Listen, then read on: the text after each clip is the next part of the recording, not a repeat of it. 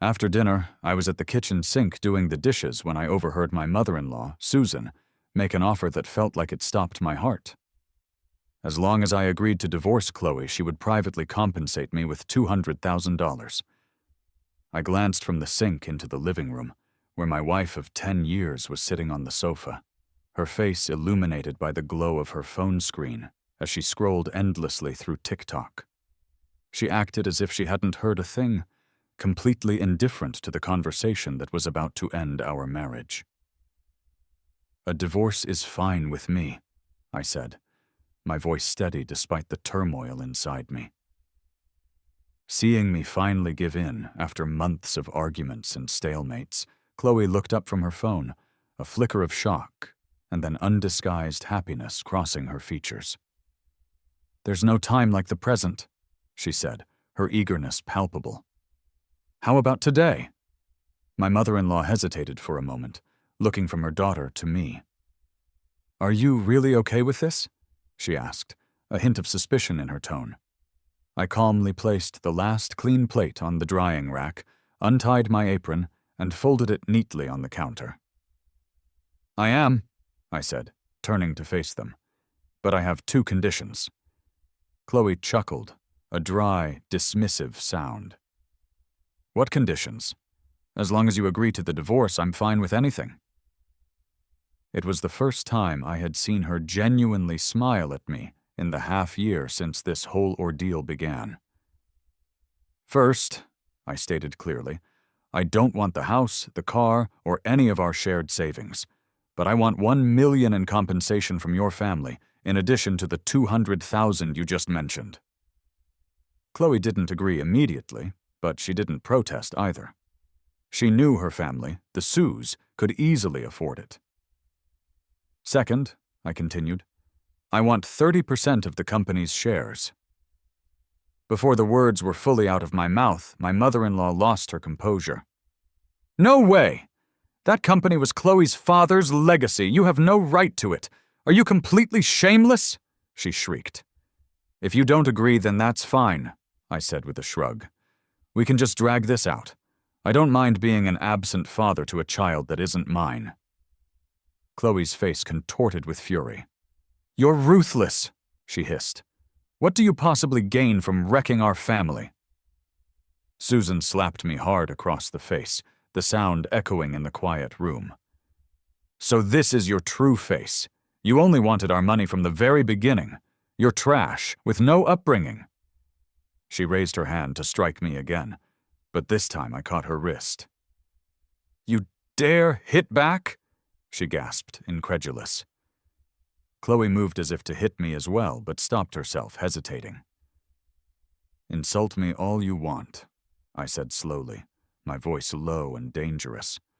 "But don't you dare bring my family into this." I let go of her wrist and took a step back. "I have evidence of Chloe's infidelity. I know she's pregnant by someone else, which makes her the party at fault in this divorce. If this goes to court, the house and the car will legally go to me. This place alone is worth at least $8 million. If you cross me, you will regret it." A heavy silence fell over the room. After a long pause, Chloe finally spoke, her voice strained. "Fine. I'll add another $200,000 for a total of $1.4 million. But I can't give you the shares. I'm begging you." She stood protectively between her mother and me, her expression desperate. I feigned consideration, letting the silence stretch for a couple of minutes before giving a slow nod. "Fine. Let's go to the civil affairs office right now." I added one final condition. "Sign the agreement first. I'll go with you after the money's in my account." Chloe, worried that I might continue to demand more money later, added a clause at the end of the agreement stating that neither party could demand any further assets from the other post-signing. I smiled internally. It was exactly what I wanted, a guarantee that she couldn't come after my own money later. Before we left the house, I received 3 separate bank transfers totaling $1.4 million. With the divorce finalized and the papers signed, I walked away from that home with nothing but a single backpack on my shoulders. And I never looked back. With my newfound freedom and capital, I immediately secured 2 apartments I had been eyeing in a high-end residential building. One was for me to live in, and the other was an investment property to rent out. The unit I chose for myself was spacious, over 200 square meters with 4 bedrooms, and came perfectly furnished. The rental was a more modest 80 square meter 2-bedroom apartment. I only had to pay the initial deposit, as the bulk of my lottery winnings hadn't been transferred to my account yet. In a strange and ironic way, I had Mark to thank for all of this. Despite him being the man who had come between Chloe and me, if it hadn't been for his actions, I never would have bought that fateful lottery ticket. Fate would not have smiled upon me, granting me a win of nearly $100 million right in the middle of a messy divorce. After taxes, the total came to a staggering $80 million. The story of that win began on one of the worst days of my life. I was at the hospital for a follow-up treatment. I'd been in a car accident while saving Chloe and still hadn't fully recovered from my injuries. On the subway ride home, clutching a bag of prescription medications, my phone buzzed. It was an Instagram message from Mark. He had sent me an ultrasound photo. It was Chloe's, showing the baby she was carrying. His baby. In that single instant, my entire world fell apart. As a man, I had truly and deeply loved Chloe and the small family we were building. I broke down right there on the crowded subway car, sobbing uncontrollably while the passengers around me cast looks of pity and confusion in my direction. When I finally got off at my stop, a sudden storm had broken out, the rain pouring down in sheets. In a daze, I ducked under the awning of a small lottery shop to escape the downpour. The shop owner, a kind-looking older man, saw my soaked and miserable state and invited me inside to warm up. When the rain finally subsided, out of a sense of gratitude, I bought $30 worth of lottery tickets. "Random numbers?" the owner asked. "Sure," I replied, my mind still numb. After what felt like an eternity of arguments with Mark and Chloe, which I won't dwell on, I felt completely empty. Then, out of nowhere, I stumbled upon those tickets I had bought on that rainy day. I checked the numbers, and to my utter disbelief, I had won the first prize 15 times over, a sum close to $1 billion. That incredible fortune was what pulled me from the swamp of Chloe's betrayal. From that moment on, I began to meticulously plot how to cleanly and completely divorce her without her ever suspecting my newfound wealth. I no longer hated her for cheating. I didn't even tell her about my win.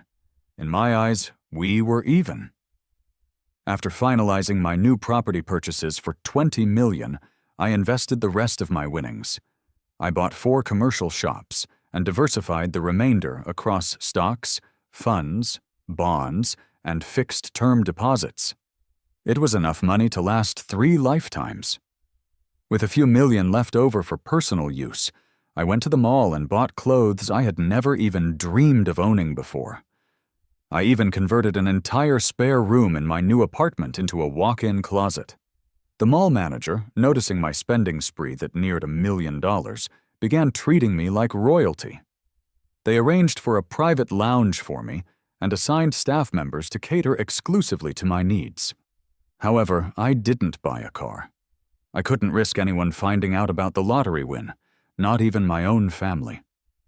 After 2 months of enjoying this new, unburdened life, I decided it was time to return to work. I'm a graduate of a prestigious university and used to be a middle school teacher. After marrying Chloe, I quit my job to become her personal assistant. Ironically, after my accident, I was told that having children would be impossible for me, which became a constant source of disdain from my mother-in-law. I spent years on medication and countless doctor visits trying to fix a problem that wasn't my fault. Back then, I genuinely loved Chloe. Now, I was free, rich, and loving my new life. A couple of days later, I started a new job at a media company handling logistics. It was a perfect fit for my new lifestyle. There were no performance reviews, no real work pressure, and I rarely had to work on weekends or holidays. Perhaps because I have an easygoing nature and often treated my coworkers to meals and coffee, everyone seemed to like me. Within a month, I had found my place within their small, friendly circle. David, the boss's secretary, was both handsome and fit. We often went to the gym together after work and quickly became close friends. One weekend something came up for David, and he asked if I could do him a favor. He needed me to get an urgent document signed by our boss, Isabella. "Just go to her place," he said. "I'll give you her door code." He explained. Isabella often wears headphones, so she might not hear the doorbell. "Thanks a lot," I said. "I'll get you coffee tomorrow." "No worries," he replied. "I'm not doing anything important anyway." I printed the documents, put on a casual tracksuit, and headed out. After a subway ride, I arrived at Isabella's villa. I rang the doorbell twice, but as David predicted, there was no answer. I used the door code he gave me and let myself in. I found Isabella in her bathroom, earbuds in and her eyes closed, soaking peacefully in the tub. I quickly backed out of the room and called her name from the doorway. "Come in," she said, her voice calm. I was too nervous to move. "Come in," she insisted again. Swallowing my nerves, I stepped inside. The bathroom was filled with the scent of fragrant bath products. There she was, her shoulders as bare and white as snow. "David sent me to get your signature," I stammered, handing her the papers while carefully keeping my eyes averted from her. After she signed the document, I took it and turned to leave. Suddenly, she asked, "Are you busy this afternoon?" "I need to get these files back to the company," I replied. "The project team is waiting for them." "You should tell the project team to come get the files from the resort," she said, her tone leaving no room for argument. "You're coming to a dinner party with me." I was stunned. "It's probably not appropriate," I said, glancing down at my casual outfit. "You're definitely not dressed for the occasion," Isabella agreed. "But you can consider it overtime." "All right," I conceded. I had never been to such an upscale event before, and the idea intrigued me. At the resort, a hostess came to greet us. Isabella must have noticed my nerves because she calmly said, "It's just a regular dinner party. Relax." "Okay," I replied, blushing slightly at her kindness. The hostess was visibly taken aback by my tracksuit, but maintained her professional composure. She led me to a men's lounge while Isabella was shown elsewhere. Inside the lounge, soft, tranquil music was playing. I was about to sit down and check my phone when someone approached me. "What are you doing here?" a voice demanded. I looked up to see Mark, dressed sharply in a tailored suit, staring down at me with contempt. He was Chloe's new husband now. I hadn't seen Mark, Chloe, or any of the Sues since my divorce. I didn't hold any grudges, but I was prepared to defend myself if they tried to mess with me. "I'm here because I want to be," I replied coolly. "Are you here to work as a waiter?" Mark sneered, pulling a thick wad of cash from his wallet. "Take this as a tip and leave. I don't want Chloe and me to see you here again." I chuckled. "Mark, I'm actually here working some overtime. If you two don't want to see me, you're free to leave." "You," Mark fumed, his face turning red. "Just wait, you'll see." "I'm waiting," I shot back. A few minutes later, Chloe burst into the lounge, looking frustrated. She hissed at me. "You better not let anyone find out about us." Mark interjected. "Leo's just here earning money now. He's not here to cause trouble." "Pathetic," I laughed. The combination of the serene background music and their over-the-top drama felt like something out of a cheap soap opera. Mark glared at me. "Watch your mouth." Just as I was about to lose my temper and punch him, someone took my arm. It was Isabella. "Friends of yours?" she asked, her voice calm yet commanding. I stammered. unsure how to respond. "I'm Isabella," she introduced herself, extending a hand to Chloe. Surprised, Chloe quickly shook it. "Nice to meet you. I'm Chloe," she said, clearly recognizing Isabella's elite status, but having never managed to make a connection with her before. Isabella turned to me. "Leo forgot his suit. I'm taking him to change into a proper one. You two can carry on." She called me Leo so casually that I felt myself blushing again. Isabella led me away without giving them another glance. To my surprise, she really did have a suit brought in for me, and soon a stylist was making me over. I looked like a completely different person. "Let's go," she said, linking her arm with mine. When we stepped through the grand doors of the dinner party hall, a dazzling array of lights and mingling people met our eyes. All heads turned to us. Among them, I saw confusion and anger in the eyes of Chloe and Mark. By the time we left the resort, it was well past midnight. Isabella, tipsy from the evening's drinks, seemed a bit unsteady on her feet. I arranged for a driver to take her home, staying by her side to make sure she got back safely. Once we were at her house, I changed back into my tracksuit, ready to leave. "Can you make me some noodles?" Isabella asked. "I didn't get enough to eat at the party." The request wasn't difficult, so I agreed to stay. I had been the primary cook for Chloe for years, so making simple meals was second nature to me. "Is she your ex-wife?" Isabella inquired as I started preparing the ingredients. "How do you know?" I asked, surprised. "It says in your employee file that you're divorced." Talking to such a beautiful, gentle woman who was clearly showing an interest in me made my heart flutter. I even started to hope for something more between us. Her intense gaze made me blush, and I turned back to the counter to wash some vegetables. Suddenly, I felt Isabella's arms circle my waist from behind, her presence enveloping me as my heart raced. "You'll get wet," she murmured, her breath warm against my ear. "Huh?" I shivered inexplicably at her touch. Isabella rolled up my sleeve slightly and leaned closer, her words teasing. "I think you're imagining something odd." "Can't I imagine it?" I replied, teasing her back, my wet fingers brushing against her hand. Isabella's eyes softened, becoming dreamy.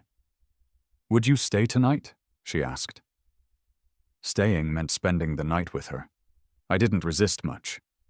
The night unfolded with an unexpected ease. It was more harmonious and natural than any time I had ever been with Chloe.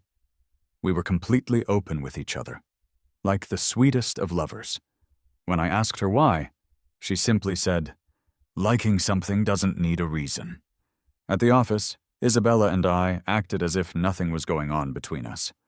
When we passed each other in the hallway, we'd secretly touch hands, or she'd give my waist a playful pinch. Sometimes she would call me into her office, teasing me until I was all flustered, only to send me away empty-handed. When she wanted me to come to her villa, she'd call my office landline and say, "I really want your noodles right now." Every time, it left me so nervous I felt numb, but I was also thrilled. David noticed me acting strangely one day after one of her calls. "What's up with you? You're blushing like crazy." I quickly hung up the phone and touched my hot face. "I'm not feeling well. I was thinking about heading home early." "Then go home and rest," he said kindly. "I've got this. Besides, the boss just left." "Thanks a lot," I said, and bolted out of the office. Without a car, I ran to a quiet spot next to an adjacent building where Isabella was already waiting. Instead of driving home, she took me to a lakeside parking lot in a nearby park. There was wide green grass, bright sunshine, and a gently flowing lake.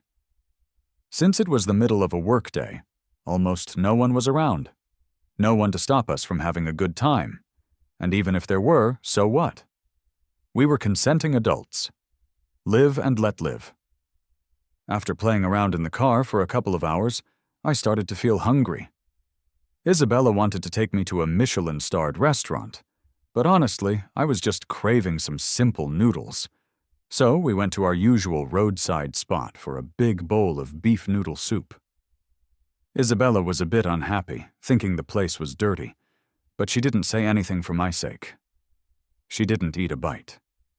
So after I had happily slurped up my noodles, I had to take her home instead.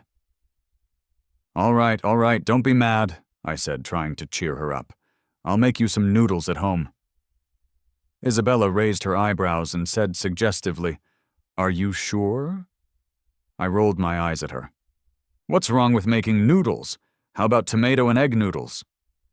"Not talking to you," Isabella said, crossing her arms and shooting a fake glare in my way. Her flowing dress made her look like something out of a fairy tale. Even when she was upset, she still stole my heart. Out of nowhere, we ran into Chloe downstairs from Isabella's building. What a mood killer, I thought. Chloe stormed up to me. "It was you, wasn't it?" she started. But when she saw Isabella behind me, she looked like she'd swallowed a fly. She instantly toned down her aggression and stuck out her hand sheepishly. "Isabella, hi?" Isabella didn't bother shaking her hand. She just raised her eyebrows. "Who are you? Do we know each other?" Chloe drew her hand back awkwardly. "I'm the project lead for the TV drama Prince." It turned out that Chloe and Isabella's media group were developing a project together. Somehow, Isabella had maneuvered things so that the investors chose not to work with Chloe, even though it was already time to sign the contracts. Isabella knew all of this, but didn't show any sign. "I don't know much about that TV project," she said dismissively. "But did you need Leo for something?" Isabella asked, playing dumb.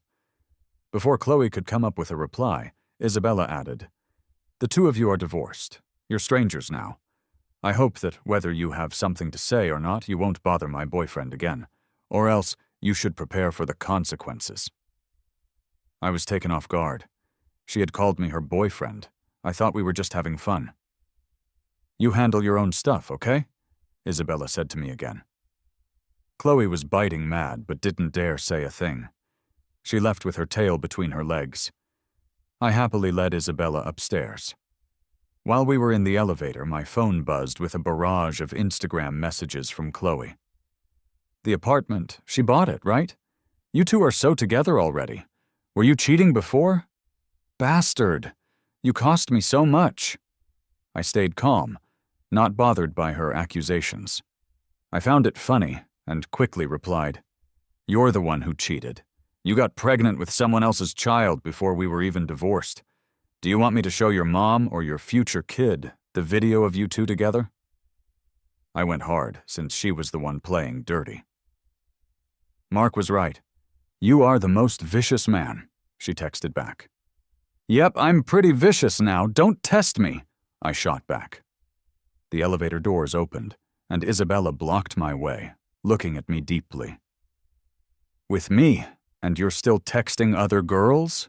she asked, seeming a bit jealous, which made me even happier.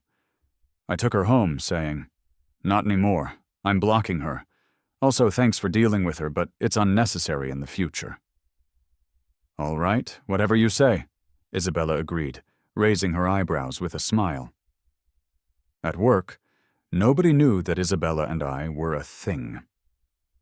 Watching the other guys in the office swoon over her gave me a secret thrill. This mesmerizing woman was mine. Soon, Isabella was scheduled to head to Paris for a film festival. When the news came out, everyone wanted to join the trip, but Isabella insisted that she needed a French-speaking assistant and picked me, which shocked everyone. While he was helping me with my travel arrangements, David eyed me suspiciously. "Do you like Isabella?" he asked. "Why can't she like me?" I countered. David was doubtful. "Isabella seems like a distant ice queen. She probably doesn't even like guys." I laughed out loud at that. If she's distant, I must be the king of icy hearts. After a while, rumors started to circulate in the company. People said I was always in the boss's office, that Isabella looked at me differently, or that they had seen us on dates. Isabella paid no mind to the gossip, and neither did I. I had already survived one divorce. I had seen it all. Plus, with millions in the bank and substantial assets, nothing. Not women, not jobs, not the bitter looks from others, could faze me. I was all about living in the moment. After a long flight, we finally made it to France. It was my second time in Paris. During my junior year of college, I had used half a year's worth of savings from my part-time job to go on a budget trip to France.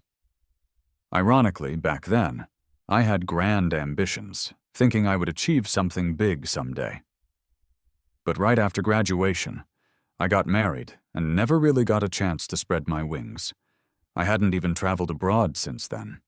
Isabella showed me around France as if she were a local. We had coffee while watching the sunset below the Eiffel Tower, and at the Louvre, she explained the history behind the art I didn't understand. We hugged at Notre Dame and watched plays on the Champs-Élysées. We attended glamorous parties together, wore fancy clothes, and danced on rooftops, kissing under spectacular fireworks. It was beautiful and freeing. After finishing up with our work responsibilities, we decided to spend a couple of weeks in a small mountain town north of Paris. The town was scenic, surrounded by mountains, with the sun shining all day long. The locals were relaxed and happy. We stayed in a little cabin nestled in the woods, sleeping in late and sometimes waking up early to watch the sunrise from the mountaintop. Isabella was unexpectedly warm and caring, like a real girlfriend would be, even telling curious French locals that I was her husband. We were basically inseparable, living in our own little world. She would cuddle up with me on the sunny wooden floors, chatting quietly, or softly kiss my forehead in the warm glow of a romantic sunset. The kitchen, the living room, the study, and the garden were all filled with our happy memories. She was never tired in front of me, always so full of life. The most memorable time was on my birthday. Isabella drove us to the mountaintop for a camping celebration. As the sun set, we saw an elderly French couple dancing the tango in the rosy twilight. There was no music, no audience, but I was completely captivated. Linda told them it was my birthday, and they not only wished me well, but also gifted us a bottle of their wine. Since Isabella was supposed to drive, we hadn't brought any alcohol, but to enjoy the wine, we decided to stay overnight on the mountain. It was a crazy idea, knowing that there were wild animals in the area. The wind whistled through the forest, but the weather was perfect, neither too warm nor too cool, and the moon was bright. We kissed sweetly in the moonlight, relishing the joy of our forbidden freedom. Since we had originally planned to go back that night, we didn't have any condoms. Isabella wanted to backtrack, admitting it was a mistake. She had that irresistible smile, her cheeks flushed and her forehead a bit sweaty. "No worries," I told her. I turned around, hugged her against the car, and confessed, "I might be infertile." It was the first time I had ever admitted this so openly. Isabella kissed my forehead, smiling, and said, "Maybe I am too." Peace returned between us. Lying in the tent later, I asked, "How come you chose me with all the guys chasing you?" Isabella, lazily hugging me, muttered, "Because you're worth it. Worth it." The words brought tears to my eyes. I was worth it. I repeated it over and over in my mind. Being with Chloe felt like it belonged to another lifetime. Those times felt so dark and ignorant to think that all my efforts were born out of love, when in reality, it was more like foolishness. I was foolish enough to always be trying to meet others' expectations of me. Returning home, it was already winter. My stocks had soared, and the funds were doing well, too, yielding a $500,000 bonus. I donated the entire amount to the small-town high school I had attended. My old homeroom teacher was thrilled to see me, his eyes brimming with tears, as he told me how proud he was of my success. Doing charity filled me with a deep sense of satisfaction. With my teacher's help, I decided to sponsor 50 underprivileged children and set up an education fund in my name. At that moment, I had no idea about the storm brewing in Chloe's household. After marrying Mark, who now controlled the company's finances, he got involved in some shady business. Someone had tempted him to secretly use company funds to buy stocks, hoping to make some quick cash on the side. He ended up losing nearly $1 million. The fallout brought one of the company's major projects to a complete halt. Chloe, now 8 months pregnant, was furious but had to hold her anger in for the sake of the baby.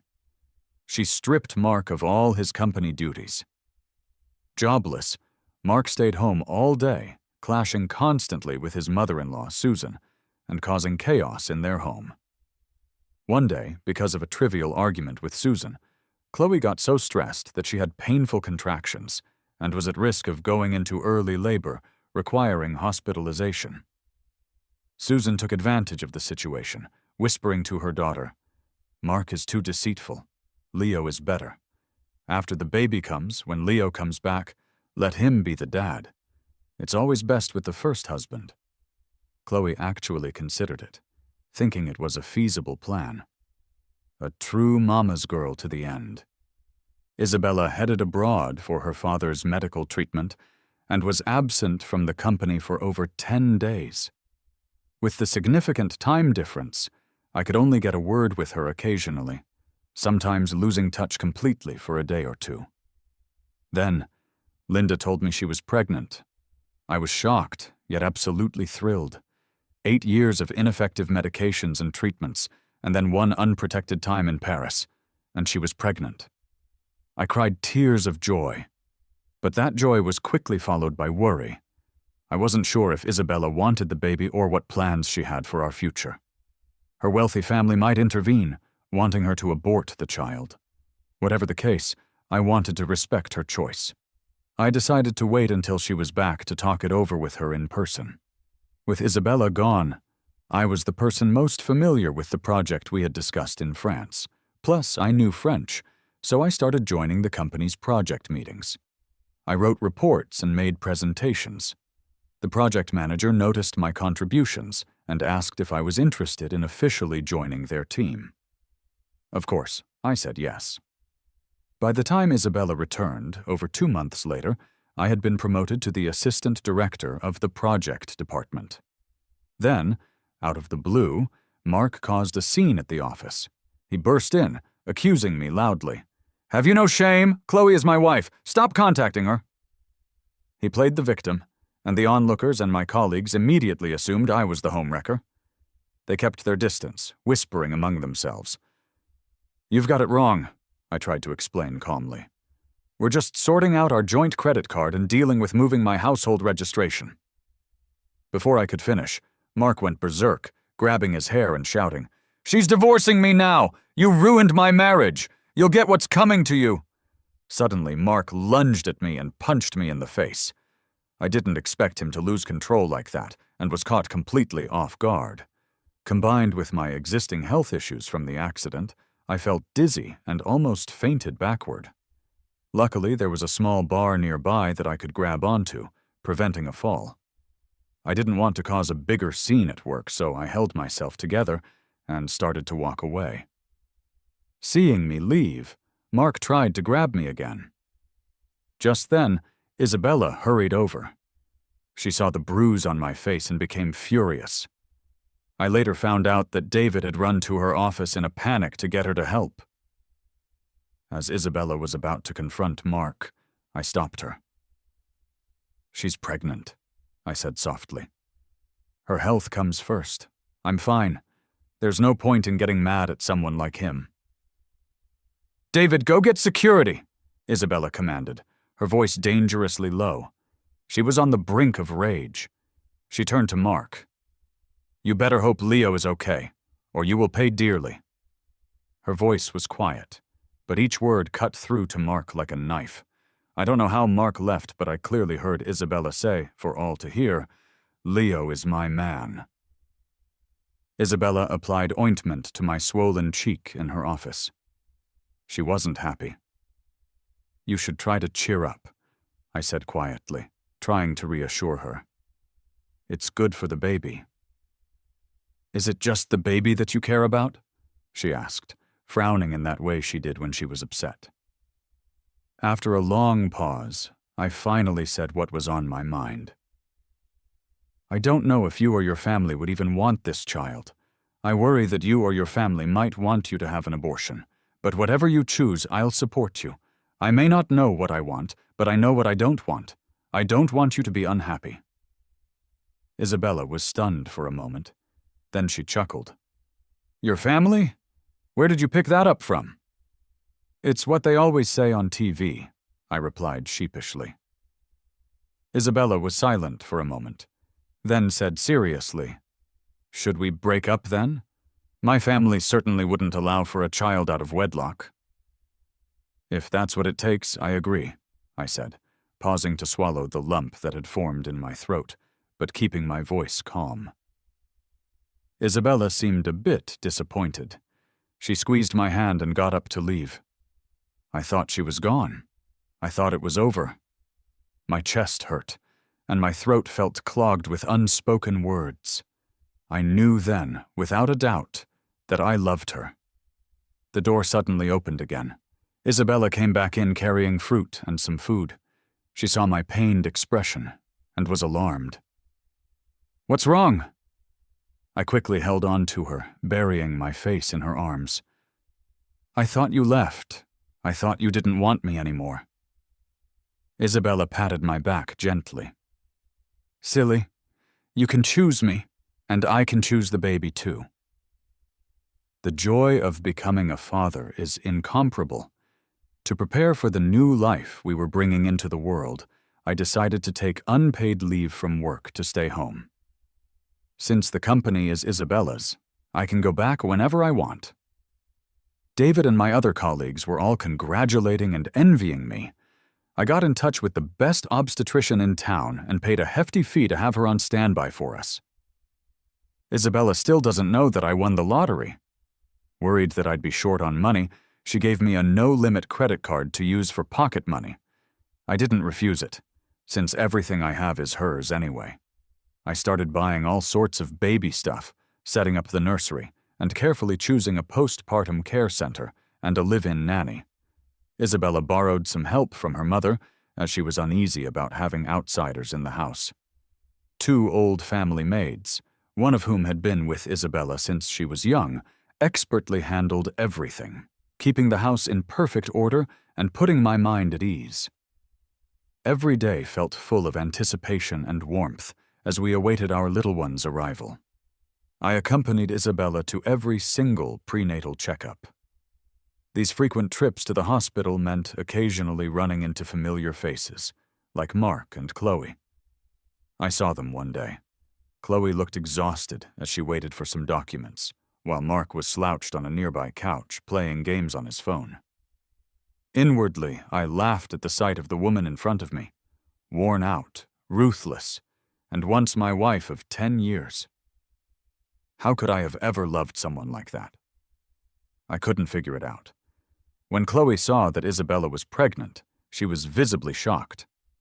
Mark, seeing her staring, slapped her across the face. Slut! What, hoping to rekindle old flames? Too bad he's got a new woman now. Chloe had never been hit before, and in her anger, she slapped Mark back twice, hard. Mark howled, Don't think being pregnant stops me from hitting you.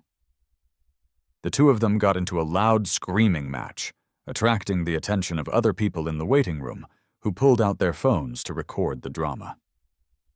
Isabella pulled me away. Ugh, too noisy. Lying on the sunlit wooden floor of our living room, I asked Isabella, What do you prefer, a boy or a girl?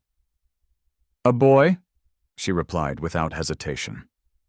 Ah, you're so biased, I teased. I just think girls have it harder in this world than boys do. I hope our child doesn't have to struggle like that.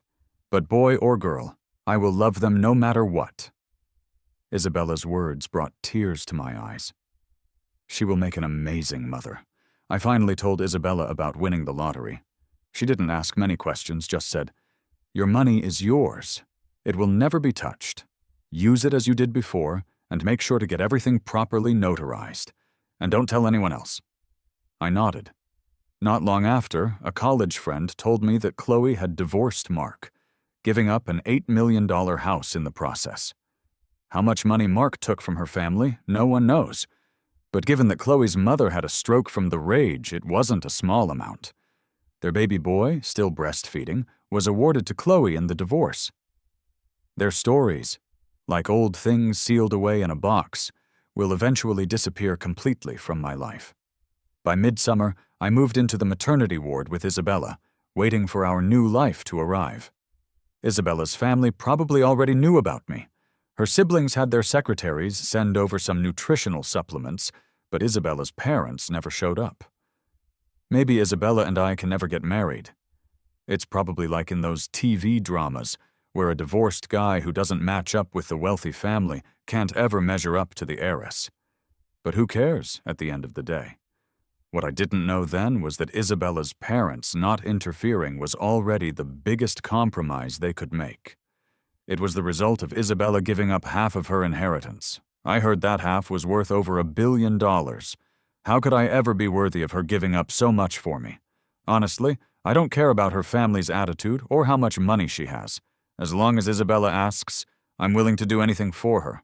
I often feel that I don't deserve her treating me this way, that I'm not good enough for her. But she always says, "You are worth it." Those words are enough to comfort half a lifetime of my unhappiness, enough for me to give her everything, including my life. These days, all I want is for Isabella and our daughter to be safe and sound. Yes, I'd like a daughter, a sweet little girl. 2 hours before she gave birth, Isabella proposed to me. The ceremony was simple, with no one else there. She held up an emerald ring that had been passed down through her family for generations, tears of tenderness shining in her eyes. "Will you marry me?" she asked. I was deeply touched, but also hesitant. "Why me?" She didn't answer right away. She just said it was love at first sight with you. I remembered the first time I saw Isabella. I hadn't been to a job interview in years, so I was incredibly nervous. I had gone to the hallway by the stairs to do some deep breathing exercises to calm myself down. I heard voices coming from downstairs, so I rushed back up. After taking 2 steps, I saw a woman standing there, bathed in the sunlight streaming through a window. She was half smiling, with eyes that sparkled like stars. She was the most beautiful woman I had ever seen. We locked eyes for a couple of seconds before she stepped aside, signaling that I could go ahead. I said, "Thanks," and walked past her, my heart pounding in my chest.